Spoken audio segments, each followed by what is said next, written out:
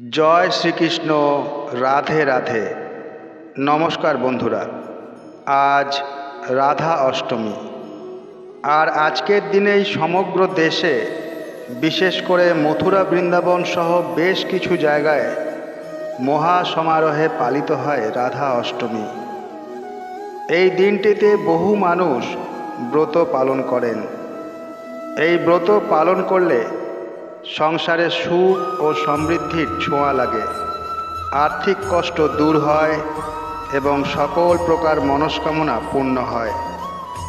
তাই আজকের দিনে আপনারা ব্রত পালন করুন বা নাই করুন, অন্তত একবার হলেও শ্রবণ করুন রাধা অষ্টমীর ব্রত কথা। এতে আপনারাই বিশেষভাবে উপকৃত হবেন। তবে ব্রতকথা যখন পাঠ করবেন বা শ্রবণ করবেন, তখন তা সম্পূর্ণ পাঠ করবেন বা শ্রবণ করবেন। আংশিক ব্রতকথা পাঠ করা বা শ্রবণ করা অত্যন্ত খারাপ বলে মনে করা হয়। ব্রতকথা পাঠ করা শুরু করছি, আপনারা ভক্তি ভরে শ্রবণ করুন। রাধা অষ্টমীর ব্রতকথা। ঋষি শৌনক মহামতি সুতকে জিজ্ঞাসা করলেন, হে সুত, অন্যান্য দেবতাদের উপাসনার চেয়ে শ্রীকৃষ্ণের আরাধনাই শ্রেষ্ঠ বলে জানি। আরও শুনেছি তার চেয়েও রাধারানীর আরাধনা অধিকতর পুণ্যপদ ও শ্রেষ্ঠ। অতএব শ্রী রাধার অর্চনা বিষয়ে কোনো ব্রতাদির কথা বলুন। সুত বললেন, হে ঋষিবর, আমি একটি গোপনীয় ব্রতের কথা বলছি, শুনুন। একদিন দেবর্ষি নারদ শ্রীকৃষ্ণের নিকটে উপস্থিত হয়ে জিজ্ঞাসা করলেন, ভগবান, আপনার শ্রীমুখে অনেক ব্রতের কথা শুনেছি। এখন শ্রীমতী রাধিকার জন্মদিনের ব্রত কথা শুনতে ইচ্ছা করি। শ্রীকৃষ্ণ বললেন, দেবর্ষি, তুমি আমার পরম ভক্ত, সেজন্য তোমার কাছে বলছি, শ্রবণ করো। কোনো এক সময় সূর্যদেব ত্রিলোক ভ্রমণ করতে করতে নানা প্রকার ঐশ্বর্য দেখে মনে মনে তপস্যার সংকল্প করে মন্দার পর্বতের গুহায় কঠোর তপস্যা আরম্ভ করলেন। এইভাবে দীর্ঘদিন গত হল।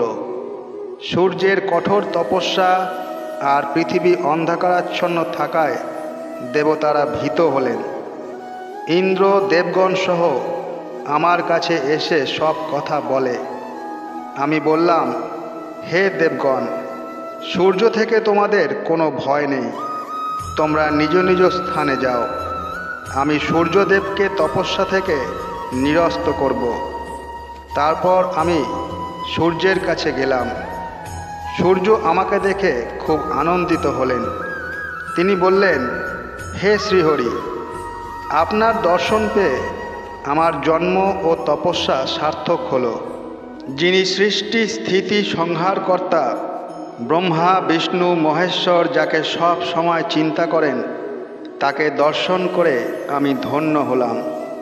আমি সন্তুষ্ট হয়ে সূর্যকে বললাম, হে দিবাকর, তুমি তপস্যায় সিদ্ধি লাভ করেছ, এখন বর প্রার্থনা করো।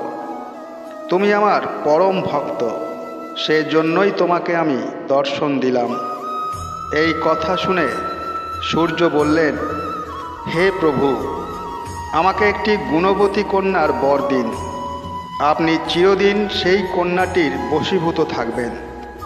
এছাড়া আমার আর কোনো ইচ্ছা নেই। আমি তথাস্তু বলে তাকে বললাম, এই ত্রিলোকে আমি একমাত্র শ্রী রাধিকারই বশীভূত। শ্রী রাধা এবং আমাতে কোনো প্রভেদ নেই। আমি পৃথিবীর ভার লাঘবের জন্য বৃন্দাবনে নন্দালয়ে অবতীর্ণ হব। তুমিও সেখানে বৃষভানু নামে রাজা হয়ে জন্মগ্রহণ করবে। শ্রীরাধা তোমার কন্যারূপে অবতীর্ণ হবেন। তারপর শ্রীহরি মথুরায় জন্মগ্রহণ করে নন্দালয়ে এলেন। সূর্যদেব বৈশ্যকুলে জন্মগ্রহণ করে বৃষভানু হলেন। গোপকন্যা কীর্তিদার সঙ্গে তার বিবাহ হল।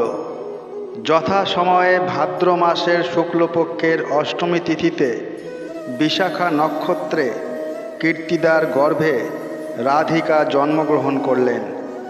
গোপ গোপীরা আনন্দোৎসবে মেতে উঠল।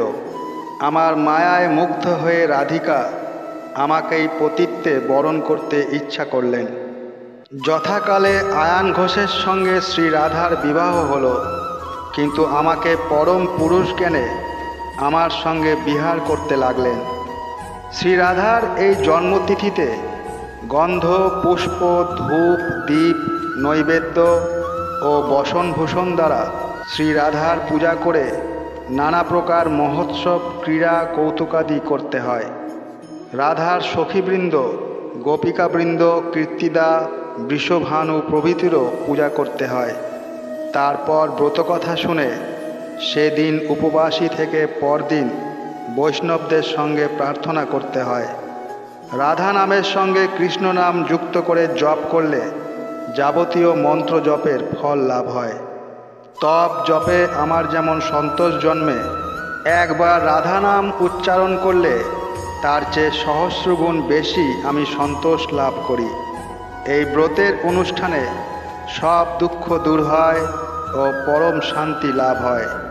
ধনৈশ্বর্যে গৃহ পূর্ণ হয় এবং সর্বস্থানে বিজয় লাভ হয়।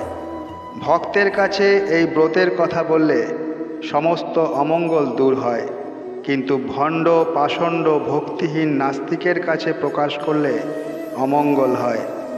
শ্রীকৃষ্ণের কাছে এই কথা শুনে নারদ মর্তে এই ব্রত প্রচার করলেন আর নিজেও ব্রত পালন করলেন। অথ রাধা অষ্টমীর ব্রত কথা সমাপ্ত। আশা করি ব্রত কথাটি ভালো লেগেছে। যারা রাধা অষ্টমীর ব্রত পালন করছেন, পারলে তাদের উদ্দেশ্যে শেয়ার করবেন।